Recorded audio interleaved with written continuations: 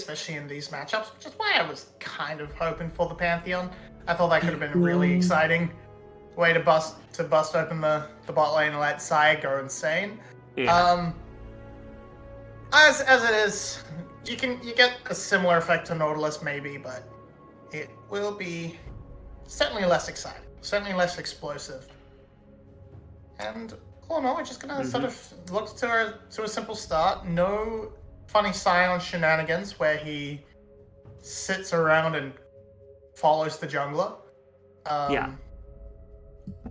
Which is a bit of a shame. We've seen that once in the VCS. It was a very entertaining game. Poor Slows couldn't do anything in that game up against Team Wales, but just a nice standard start from these two teams. Gonna be interesting to see if the fight for level 1 goes any particular way. In the bot side, should be SBTC favored with that W star from Slater, and of course Polite just kind of being a little bit stronger at level 1 than Sora is on this matchup, but there's the hook. It's actually taking a bad trade. Yeah, and the Q actually healed up Sora, so Sora's basically as high as possible. Although it was interesting because usually you go Battle Dance level 1, so it was an adaptation by Sora, maybe saving the ability until it was necessary. Nice. It is a nice little trade. And if they hit level 3 first, they can't really jump into Paulette quite yet because the heal has come through, the pot had come through to make sure that was going to be the case. But now level 2 hit without losing any additional health means Viseria and Rakan actually quite bing chilling here on the bottom side of the map. I'm also snoozing. Okay. What's up? Slater actually started the just went Q start, so it's gonna let the shove be a little bit more, but yeah, definitely was not looking to do a level 1 fight. Lame. Lame. Are you as snoozy as I am when it comes to this SBTC composition? Like, they've got triple tank, and then they've got, like, 2 champions that have to run at you to do like Rise Zaya. Like, there's no dive here. There's no really long-range damage. It feels like they're really relying on an engage coming through from one of these. And they've got plenty of it, right? But, like, you're fishing for a Sejuani ultimate to work, you're fishing for like a Paulette like engage to work, and that's what you're operating on, and then you have to close so much distance with Rise and with Zaya. I just worry that it's not going to be enough. As Puddin able to jump in, and again Paulette getting absolutely dumpstered in this trade. Sora, a Q comes through, they're going to keep going, they just keep auto attacking. Puddin, one step into him, please, for the love of everything that is holy, anywhere. Step in. Okay, Puddin is now on my shit list for that. Okay, doesn't matter. Fook won. All he had to do was take one step at Pudding so that he could heal. He just kept running from him. It's like he was trying to dodge a skill shot for some reason. That's what you were. I thought you were like saying step up aggressively. I was like, no. Hitting Slater in the face the whole time. Sora's sitting here with the Q. Sora's sitting here with the Q, one auto from death, and he's like, Pudding, come here, Pudding, I need your help. And Pudding just like, I actively think he would have flashed away from him if it wouldn't have caused him to tilt off the face of the earth right there. I missed that, but Sora, I feel your pain. I understand. I almost delivered the most devious of caster curses too, because if I had talked about the fact that Sora had a massive glow up this split compared to like when we saw them in the previous split, he probably would have died right there, and it would have been my fault entirely. But thankfully, I decided to hold my tongue, and because of that, Sora got to live. So Sora, Venmo's open. Feel free to contribute to the cause, if you will. Yep. On the top side, Yoshino's doing his best to set up a freeze, but it's a bit hard up against Cassandra, but it's a pretty impressive ability to shove with those Nefortal strikes. Look at him. Sora on a bit of a walk. He's seething at Pudding for not stepping into that queue, and I understand that entirely, so that makes sense. Yeah, this is what happens when I end up dying when Carrix doesn't let me jump to him as Braum or something, and I just go, alright, I'm going topside, see ya. Goodbye. The legend of Dan Bon Jovi lives on forever. Dan Bon Probably the best casted game on this channel ever of all time. Wasn't even a VCS game. Man, it was the Challenger Braum one trick Dan Bon Jovi. It was Don Bongino for those actually paying attention. I know what the name was. I think it's more. I think it's important, and people should know that. But because it's important you know that rather than anything that's happening in the game right now, because nothing is happening in the game right now. This is a boring game. This is the second time Fook1 has walked directly into mid to help out with the wave control for Jane, who his hits at level 6. It's just the problem is Ryze does so much damage to the early wave compared to the Talia. Like, once Talia hits probably the Lost Chapter, then the wave clear starts to match. But until then, it's all Ryze controlled. As DNK is here for a little bit of snagging. He's trying to snag some wolves. He's gonna jump in. He's got a bit of an angle. Fook1 cannot actually smite away anything. He's back to the bottom lane. Sora taking a bit of damage, but Slater actually took the brunt of the opposite try that trade. So it ends up being, I think it's okay, putting 2v1 in the right circumstance. Instead, Paulette stepping up to try to help out. Fook1, still without smite, only for a couple more seconds, is going to be here, and with the sufficient pressure from everybody else, he's going to drive off the NK, who's actually standing on a ward right now. Okay. Is Pudding redeemed? He walked straight into the heel. No, I actually think Fook1 should have gotten that personally, but you know what? I'll take it. Yeah, I was about to say, this was a bit of a... This trade actually worked out on the side for SBTC, because Pudding's not the one who has to sort of leave to try and help his jungler. It's going to be Sora, and he's on half health. Whereas Palette's on full, so it worked out. Okay, I'm going to bring this up real quick, because, again, this is a boring game, and we'll have a side conversation. Have you played Milio yet? Or Milo? Yes. Milio, but... Okay. It is Milio. Yes, big fan. When I first started playing League of Legends, I started playing Bard, which was back when Bard was absolutely terrible. And the fun part about Bard, for me, was putting down little shrines and healing people, which is like a Soraka thing. But for some reason, Soraka didn't scratch that itch. I have not felt this way about a champion since Bard when I first started playing. It's great. As Slater is able to flash out the back of a fight, Puddin, I thought, was actually going to have a lot more impact there. But with DNK's presence, they're going to have to back away. So yeah, I'm excited for Milio's release in pro play, because that champion is so ridiculously fun, and I love healing people. It's the best mechanic in this game. It's so fun.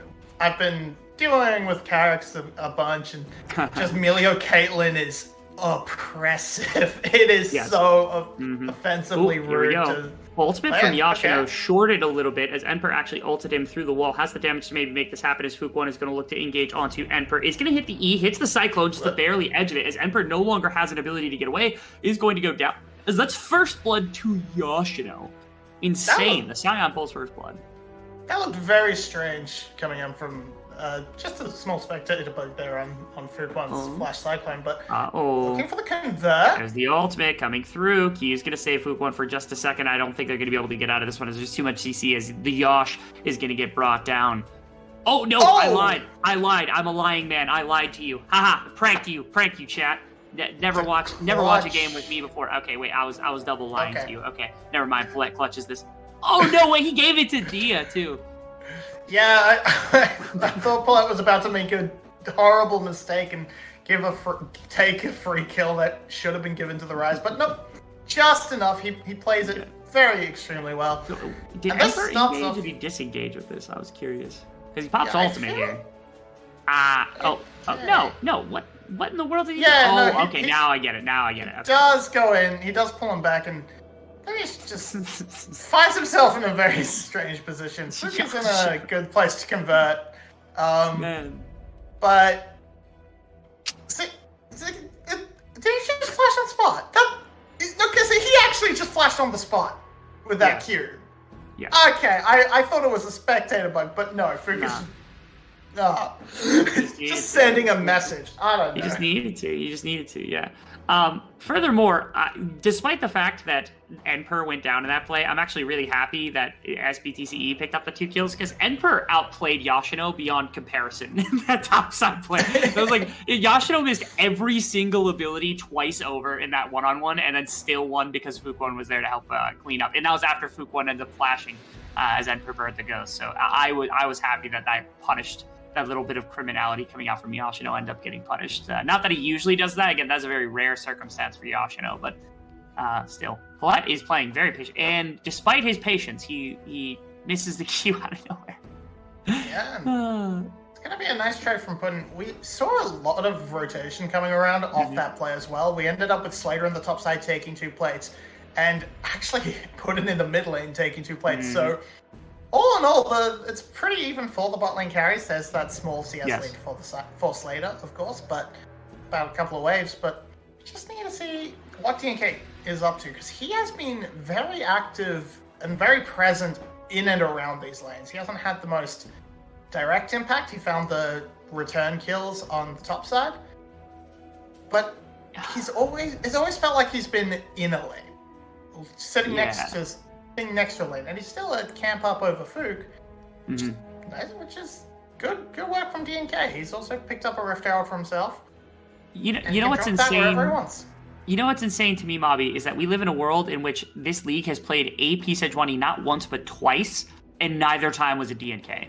That's insane to me. Like, think about that. Think about that for just a second. Of all the people to play AP Sejuani, especially if we're in the jungle position, DNK is not the person that played it, let alone it's not even the position that played it, because it was top lane a couple of times. You know what? I'll have you know that Levi was playing Medjai Sejuani before it was cool way back in hold on. Darkseal on any jungler with AP scalings is a perfectly viable alternative. Okay, you could build that on Xin Zhao. Xin Zhao's got good enough AP scalings for a Darkseal. Okay, it's one thing to go Darkseal dip. It's another thing to build literally 3 AP items on Sejuani. Sure. Those are two very different things.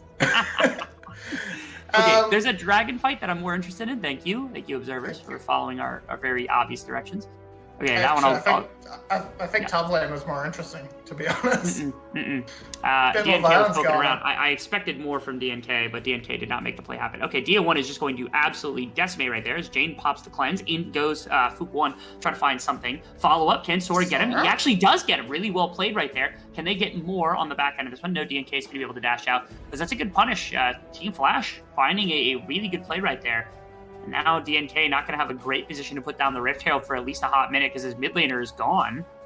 He does have some potential bot side if he can mosey his way down there quick time. Can probably at least crash some plates, get it down quite low. Sora's going to look for a wraparound. Wild teleport. Okay. Oh, Paulette! I think he messed up his Hex Flash. He was trying to get the other direction. Here comes Jane. Now going to pop a little bit more. Good. Actually did quite a bit of damage right there. And now Jane is in a really horrible place. That's Slater picking up 2 kills. Puddin is going to pop the ultimate and try to go sicko mode.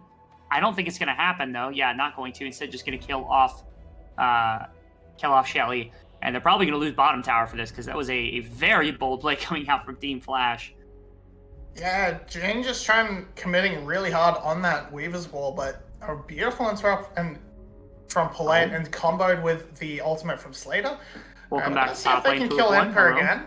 Okay. All out is available. Yeah, the ultimate is what they have to be very, very careful of right there. I love that Fook1 just baited him with the clone right there as it burnt one of Emperor's summoner spells. Okay. He's Emperor. There we go. That's one. All right. Body him. Get him, Emperor. Get him. Here it is. Q. There it is. 2 more for the count. Emperor. Absolutely insane.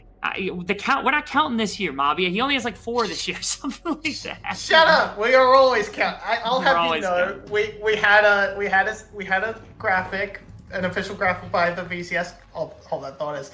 It's a really nice interrupt from Colette. He blocks everything. Gets that huge double knock up with the ultimate.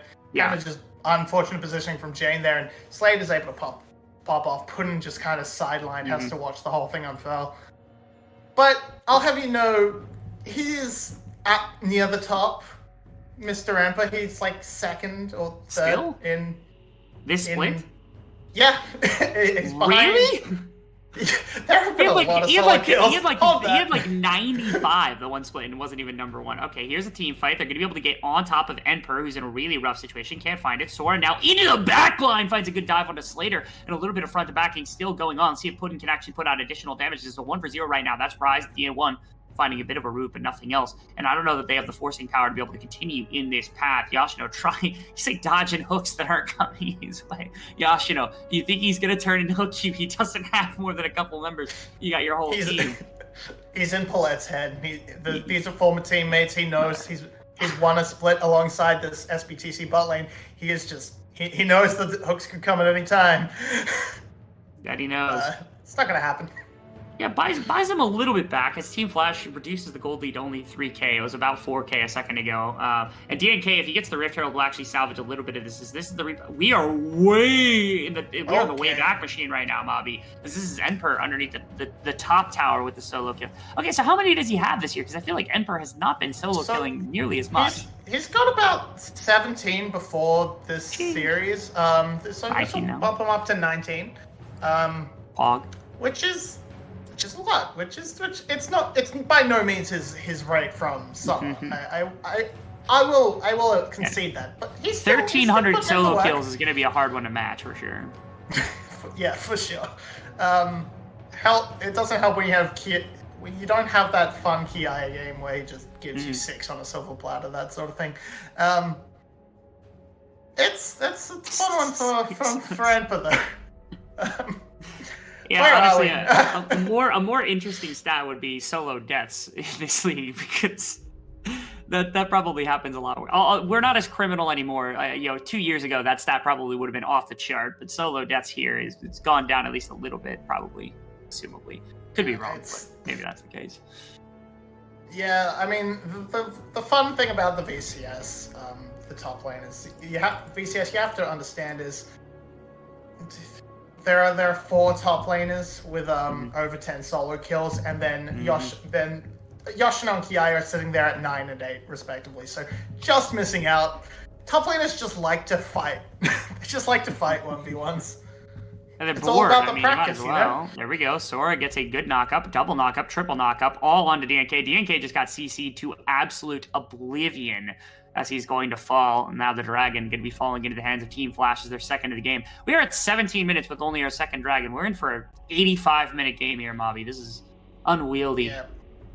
We're in for a pretty long one. SBTC are going to have to try and get something back. The Slayer is in a pretty comfortable position, of course, getting pretty close towards those Navori quick blades. And that's going to be, at least in my eyes, a signal to actually start trying to group a bit more aggressively. Dia's going to slowly try and scale up. Has that Rod of Ages in hand, but it's still a while away from complete. 8 minutes, specifically.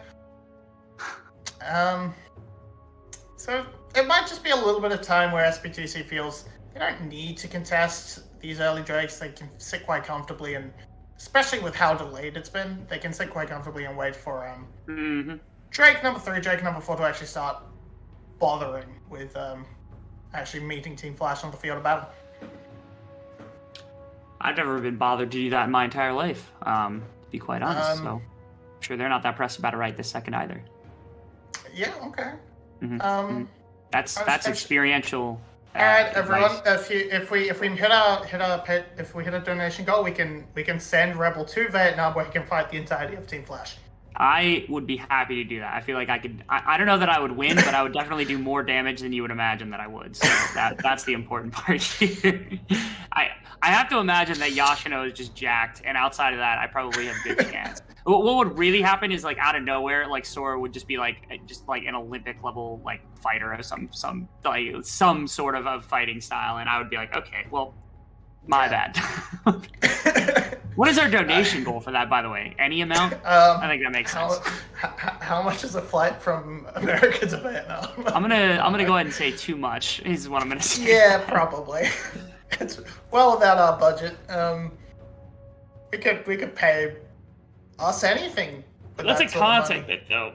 What if I just fought every VCS team? I get sent to VCS, and I just fight every VCS team as Ingo Sora. That's an immediate pick on a Slater, which is a good shutdown, over to Puddin. And Jane picks up the other one. Okay, you're loving the fact that your damage dealers are picking up those kills. Big shutdown drops the gold lead to about 1.5. And again, the important part, Puddin got one of those big shutdowns as well, which is just massive for this team's team fighting potential. That was absolutely beautiful. Just kind of came out of nowhere, and Slater had no time at all to react. No flash, no ultimate, or anything. It just walled off. There's no counterplay to Rakan's engage, and that wall just meant that Paulette would fall as well. So beautifully played, beautifully executed. TNK just now left having to drop this Rift Herald in the middle of nowhere.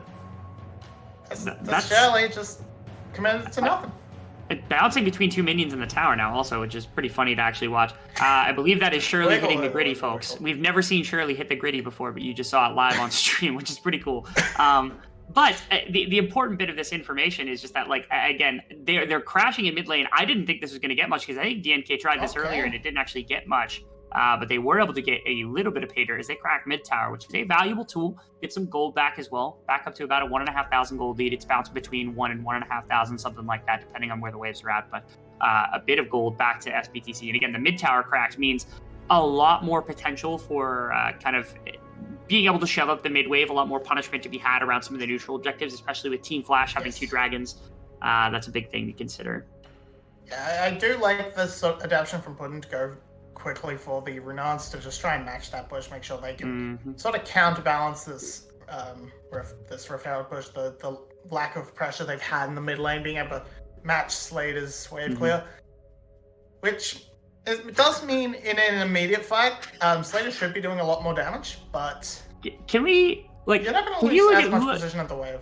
Look at the items for me real quick. We are like dead even. Like dead even right now. There's like an extra no magic mantle right now for Emperor, but then like you got like basically similar component values and everything else sitting in the jungle. Exact same items outside of a stopwatch in the mid lane, and of course the Doran's ring, which Jane's ahead a little bit of gold. That makes a little bit of sense. Bottom lane, they both have 2 completed items. The Doran's blade for Puddin is the only thing of advantage. And then only just now did Paulette finish the locket, and I think when Sora backs, they will have the gold for their completed Shirelias. We're like exactly the same in itemization right now.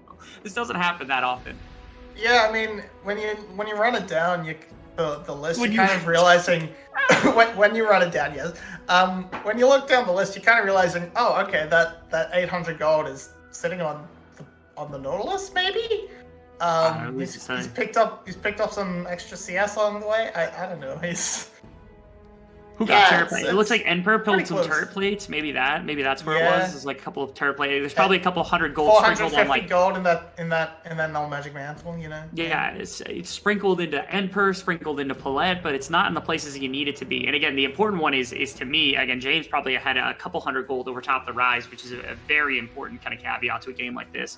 So thinking about that around this third Drake, it's actually a TP into mid lane. Yashiro is literally steps away from mid lane. What? Buddy, just ult or just walk. Like he would have been there by now. He didn't have what to else worry is he going to use that teleport for? That is true. Honestly, teleport's kind of a useless summoner spell nowadays. You can just go. Oh, Rise ultimate to be able to go into the Baron pit.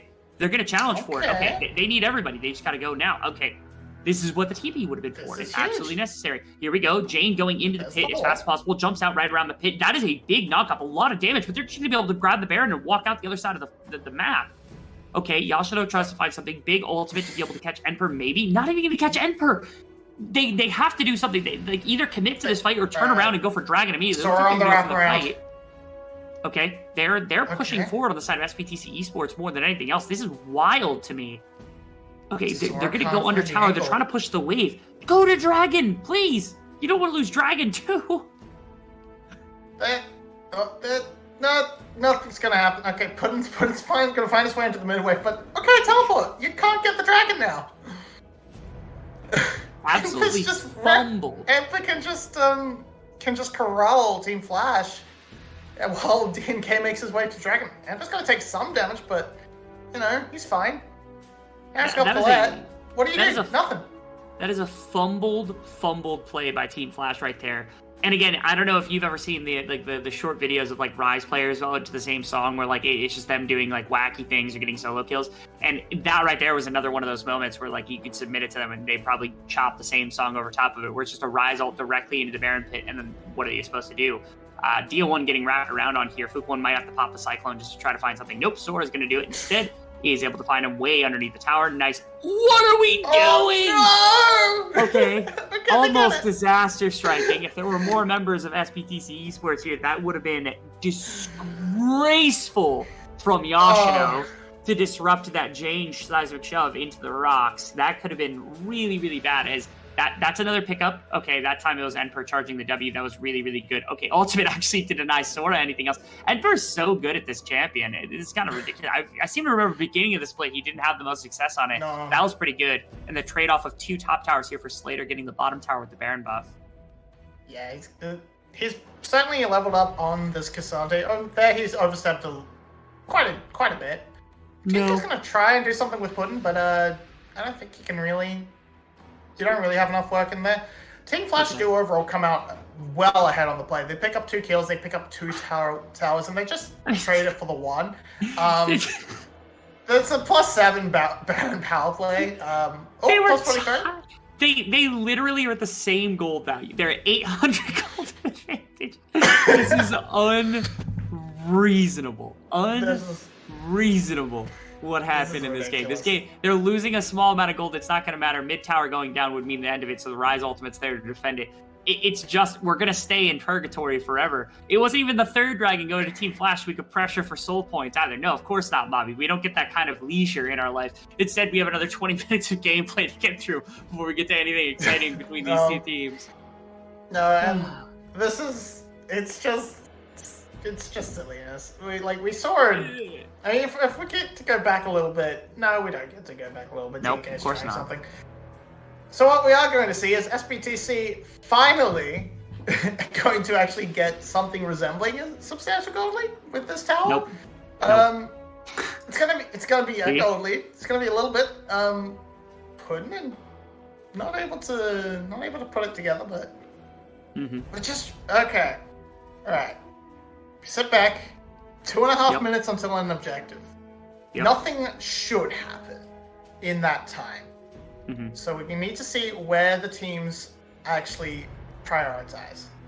Dragon would make a lot of sense, but now SBTC has sort of revealed that we can just do the Baron thing. And how does Team Flash need to really work on their response? Next time, if you're going to ult with Jane to cross the distance, you should probably also follow up with Yoshino and ult at the same time. Try and buy some time with the poke from the Talia, the meatball of the Scion, instead of just Jane throwing rocks over the wall and them not actually doing anything to scare SBTC. I guess now this time you actually are further into the game, you have a lot more damage behind Jane. But it's still just when we inevitably reach the exact same situation as we did before, hopefully Team Flash realize how to play this out better. Big angle from Jane. Oh, they're just going to cut him off. Okay, I thought they were going to look for some sort of engage. I thought that wall was going to go further back and try to force, elicit somebody to kind of step forward, but it's not going to happen. All right, let's play a game, Mobby. All right, you ready for this? Okay, I'm going to name 3 champions, and you're going to tell me which one of them did the most healing in an ARAM, okay? Number 1, Melio. Number 2, Sona. Or number 3, Twitch. The answer might surprise you. It's gonna be Twitch because he's the only one who doesn't have reduced healing on his abilities. Correct. It is Twitch with exclusively a Moonstone. That is the only thing you can do. Oh, I'm sorry. You don't know. You don't know about Moonstone Twitch. No, okay. I was thinking. He just built a bulk and did all the healing to himself. No, this is ally healing. Oh my god. Yes. Okay. So if you build enough cooldown reduction, right? Here's what you do, right? You build every possible ramp of your healing, and then you build a Moonstone, and you throw a W, and then you wait, and then you press E, and then you wait, and you throw W, and if you keep somebody contaminated, it is a 4-stack Moonstone forever. Wait, so you build Moonstone and then heal and shield power? It's just and heal and shield power. And then your W, the Contaminate, counts as keeping the ticks up for your Moonstone, so you keep Moonstone permanently active. And if somebody is no longer in your poison, you just press E, and then you do damage, and then you wait for your W to come off cooldown. It's just that simple. You cycle that over and over again. 18,000 healing, easy. 15-minute game, not that hard. Okay. Let's add that to the list of silly heal and shield power interactions. I also quite enjoyed the Moonstone the Moonstone Mordekaiser, who gets the biggest shields known to man. And the most heals afterwards. Gets so many. It is he's so tanky without building any real health. It's ridiculous. We are snoozing here, Chad. Sorry, that's why we're not talking about the game at the moment, because we're starting to ramp up into something that it resembles a team fight, even though it's not. Big Sejuani ultimate directly into the frontline tank, which does absolutely nothing, unfortunately.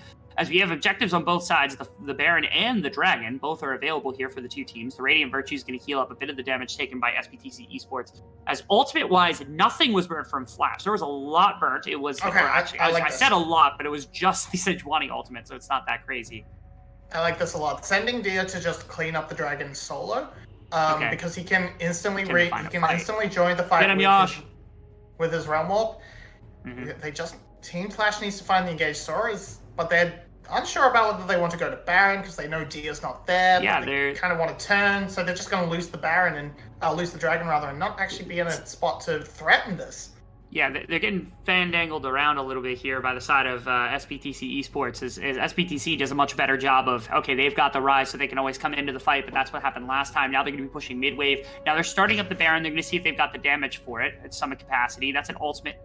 Dia actually puts himself really far forward. I was surprised that was going to be the case. Dia actually getting knocked down, has to go into zonies. Sora on the back line, going to disrupt everybody as well. And now, can they find anything else? Dia 1 was able to get out. Emperor also down a very large amount of health. Now you just restart the Baron because there's nothing stopping you from doing so. Two of the major players inside of these fights are going to be down. Teleports are available. Has the ultimate just available right now. Slater's going to have to do some damage. Sora trying to find something with Colette, as TP is going to bring another back into the fight. They've pushed them, and they've pushed them all the way to this top side, so now there's actually inside track on mid for the side of SBTC. They can get this pressure onto the mid lane tower and start Baron up themselves.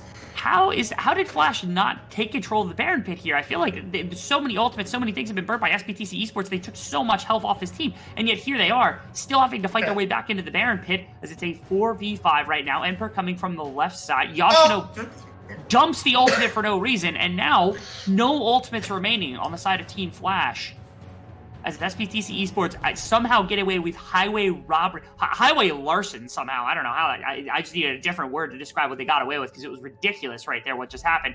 Because we're still right now at the throats of this Baron buff. 7,000 health. Fukuan has entrance. He's going to be able to do quite a bit here. It's going to be taken up by Zaya. Now the fight afterwards, we'll see what happens. Putting Props the ultimate is going to be able to put out some damage. Nautilus ultimate is going to be able to get quite a bit. The everything else kind of doesn't tag. No through damage quite yet. Yoshino's still alive somehow at the front end. Now they're able to put out the damage that they need to actually make things happen. And just like that, Team Flash falls to the wayside completely. Puddin's trying to put out some damage at the front end. Emperor puts everybody back within range of Slater. And that's that. I mean, that's the team fight ended right there. Jane's got a little bit of damage. Puddin's got some damage as well. They're going to try to find DNK. Ultimate over the wall for the Rise. Going to attempt to get something else.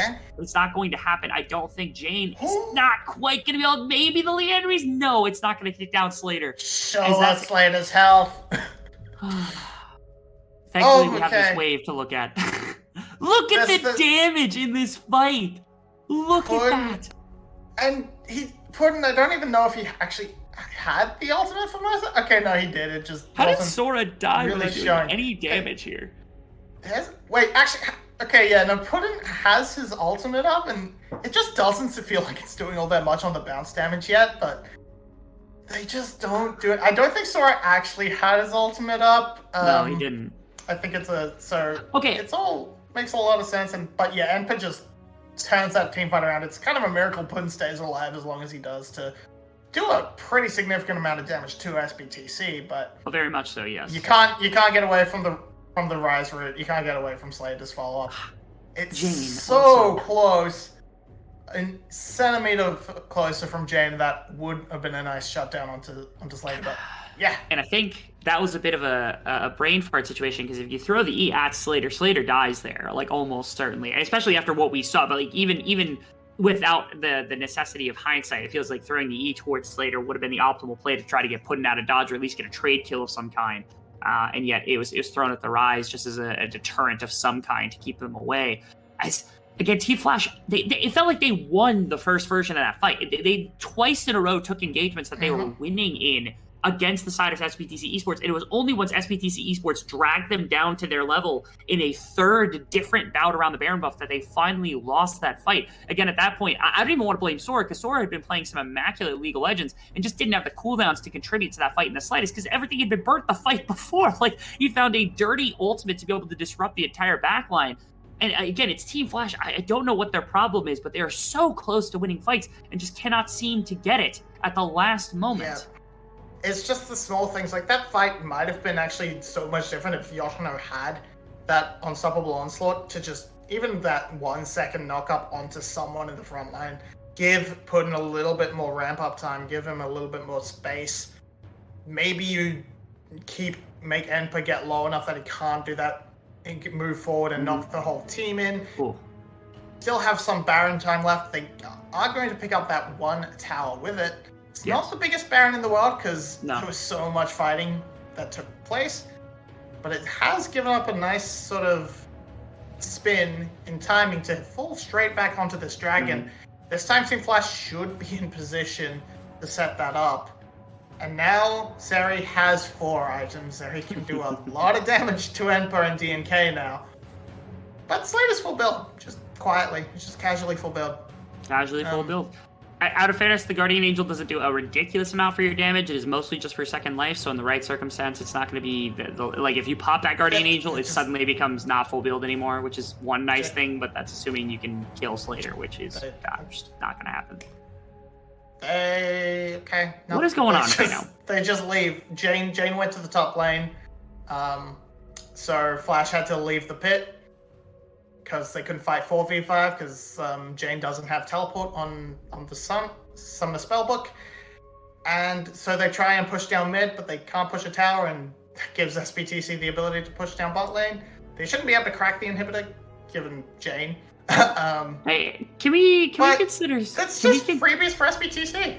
Can we consider Slater a tank in this game with a Bloodthirster, a Guardian Angel, and 3 Mountain Drakes, especially if they get Soul? Like, is that tank? Do you think Ryze is a tank at that point?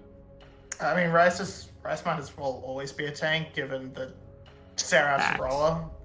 Yeah. Seraph's Rolla, and then also has Zonius for armor, has Merc Treads for a little bit of magic resistance. If you get any amount more, then it's like you're just not even questionably a tank. You're just a tank, especially with a Quadra Mountain Soul. Like, that's like.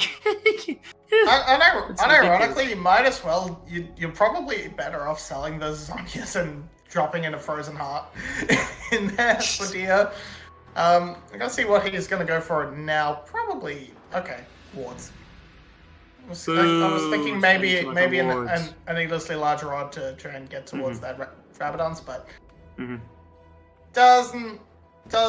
wants that ward space so he can ward, and he's going to slowly save up that 600 gold. I want to throw in a quick reminder to everybody that this game could have been at 3 dragons for Team Flash like 20 minutes ago if they had just decided to go for the dragon and just gave the Baron away, which ended up not even being a fruitful Baron. And they didn't even kill anybody on the back end of it. Like, they didn't kill anybody. They didn't get a massive team fight. All they got for that Baron was the 1 tower. And if Team Flash had just gone, could have gotten it away. As Enper gets denied, has to press the W just to make sure not to get knocked up by Yoshino. Yoshino is going to be at the front line. Jane trying to put out damage. DNK also trying to prevent by being a disruptor in the midst of everything. Enper, very, very high health, surprisingly. As Puddin's going to pop the ultimate, now you got to start doing some work.